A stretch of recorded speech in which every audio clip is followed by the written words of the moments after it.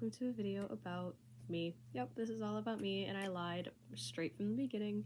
No, but in all seriousness, I'm sorry for the horrible quality and shady rig setup that I have going on. This is my 9 millionth time filming this, and I'm reaching a point. So bear with me, and we'll be on our way. This video is about the 19th century Nkisi Nkondi power figure from the Congo peoples, or as we in the biz say, present-day Democratic Republic of Congo. According to their oral history, the Congo people believe that the great god Nkongo, like the place, like the people, brought down the first sacred medicine, Nkisi. It was believed to be brought down from heaven in an earthenware vessel set upon 3 stones or termite mounds.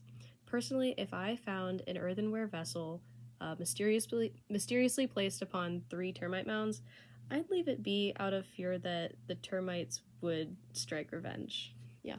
While I know I fully trust the oral history of this object, it doesn't really allude to what the function of the figure is.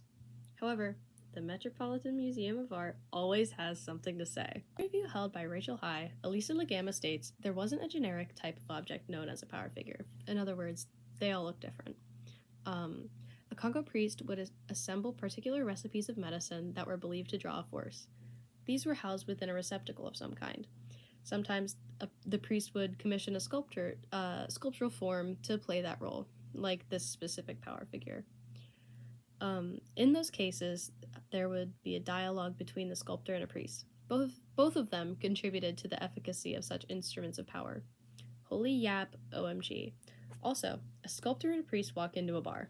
The priest turns to the sculptor and says, definitely has a plethora of information for us to enjoy. Let's talk about the appearance of the figure itself.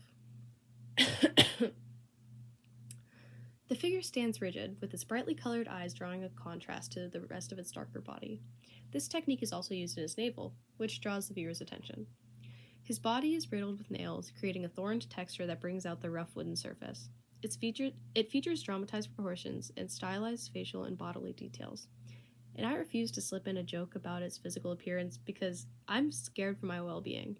And also, I don't think I would gain any good cosmic karma for doing so I just won't. Imagine the figure having a pronounced navel and nails driven through him. Well, what's with that? I'll tell you, but only because I can tell you're getting antsy. The protruding navel is where the Congo priest would embed the spiritual substance within the figure. The plethora of nails that are driven through the figure alludes that it is reliable and would often perform its invoked task time and time. Wait, its invoked task? What would that even mean? What would these figures do? Oh my god, stop asking so many questions. You gotta say please first. Say it? Say it? Alright, only because I'm not allowed to say no. For this, let's refer to the Brooklyn Museum of Art. Their article reads, the power figure was an object that was used within a community, and each of the nails would have been placed in the body of the power figure by the Nganga, the person who was responsible for keeping the judicial harmony of the community. The Nganga could recall which of the nails was associated with which invocation. Each time a nail is driven into the figure is activated and called forth to help. It was also said that these figures were powerful enough to spiritually curse and or kill a target. I mentioned earlier that no one power figure looks like another. Well, here's an example that I really love. I mean, look at it. Really look at it and take a guess at what this animal is. I'll let you think about it. You ready? It's a dog. You guessed dog, right? I knew you would. It served the exact same function as the other, as far as being spiritually activated goes, but the lack of nails suggests that the figure wasn't really used to inflict violence. I don't know, it just doesn't really have the face of a killer. Bella. Your understanding of this object endure. This image can be related to EU 6-2, which reads, human belief and interaction in Africa are instigated by the arts. African arts are active. They motivate behavior, contain and express belief, and validate social organization and human relations. And if we're already doing a little bit of analysis, come on please, just a little. This figure definitely contains belief. The entire concept of filling these objects with medicines for the pure purpose of putting your faith in the supernatural powers, I'd say it checks out. Also, motivates behavior. Yeah, motivating someone to die. Motivating someone to die. Along those same lines, some knowledge that I find essential comes from EK 6-2b. It states, art reveals belief systems. It presents a world that is known, but not necessarily seen, predictable, or even available to everyone. These arts are expressive rather than representational, and often require specialized or supernaturally ordained capabilities for their creation, use, and interpretation. Oh, I promise we're almost done with the analysis. As a professional AP art history student, I took the exam. I'd say that this work definitely reveals a belief system. Also, I think it's pretty obvious how the statement relates to the piece in a supernatural way. I mean, the Nganga has to make the medicine to put inside the figure, and that's a job that only he can do. Not to be sexist or anything, I just don't think a woman could, would be allowed to do it. And we've all learned something.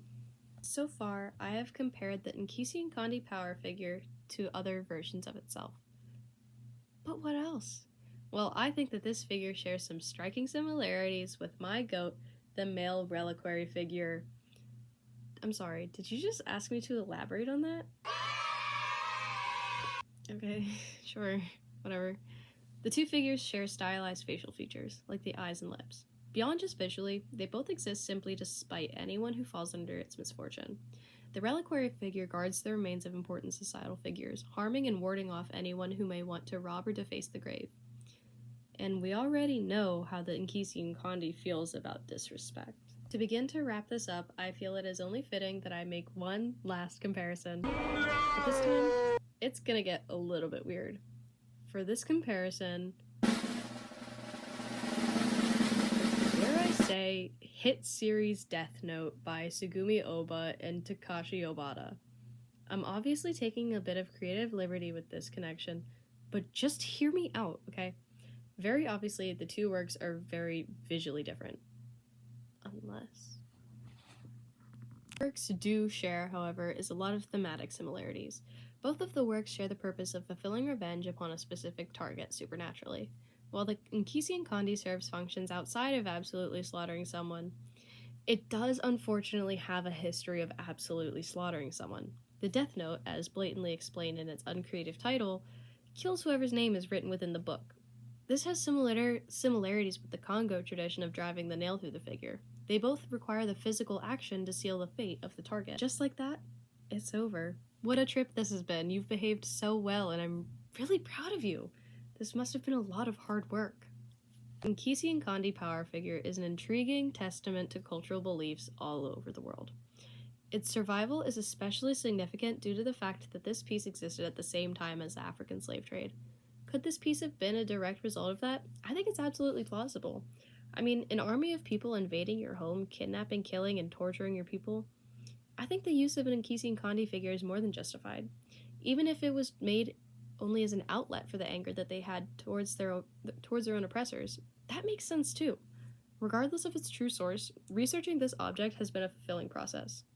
The pure concept of an otherworldly force residing in an inanimate object is beyond fascinating, and it's an entirely untapped movie subject. Overall, the encapsulating appearance of the figure demands respect, and it has the nails to prove it.